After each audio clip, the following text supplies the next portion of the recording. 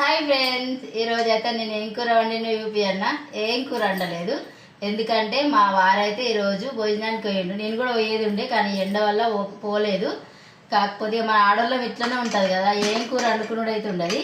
బియ్యం కూడా చూడలు ఎన్ని పెట్టినో, కొన్ని నా మందం ఇది కూడా మిగులుతుంది. కొన్ని పెట్టుకున్నా, ఇంకా మామిడికాయ పచ్చడి వేసుకుందాం అనుకున్నా. సేమ్ నిన్న కూడా అట్లనే మామిడికాయ పచ్చడి వేసుకునే తిన్నా. కానీ ఇవాళ మొన్న చేసిన పులిహోర పులుసు అయితే ఉంది కదా, ఈ పులిహోర పులుసు అయితే ఈరోజు వేసుకొని తిందామని ఇది వేసుకొని తింటున్నా. చూడండి, ఆ రోజు చేసినప్పుడు పలుసా అనిపించింది కదా, వీడియో చూసి ఉంటారు మీరు. ఈరోజు మాత్రం ఎంత బాగుంది, ఎంత క్రిస్పీగా, ఇట్లా మిరపకాయ మాత్రం క్రిస్పీగా ఉంటుంది. చాలా టేస్టీగా చాలా బాగుంది పులిహోర పులుసు. తిని చూద్దాము ఎట్లా ఉందో.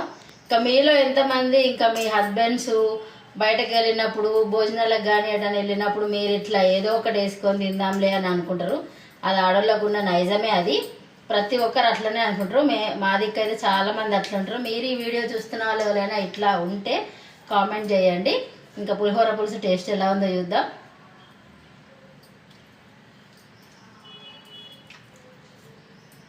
సూపర్ ఉంది. ఇది కాచు సీసాలో పెట్టుకున్నాం కాబట్టి మనకు 3 months వరకైనా ఖరాబ్ కాకుండా ఉంటుంది.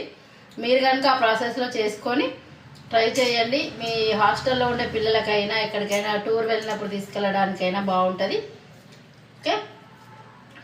ఓకే ఫ్రెండ్స్, ఇది మరి ఈరోజు వీడియో. ఈ వీడియో కనుక మీకు నచ్చినట్టయితే లైక్ చేయండి, షేర్ చేయండి, సబ్స్క్రైబ్ చేయండి. ఇలాంటి మరిన్ని వీడియోస్ కోసం రోజా ప్రసాద్ ట్రెండ్స్ ఛానల్ని తప్పకుండా ఫాలో అవ్వండి. Thank you for watching. Bye.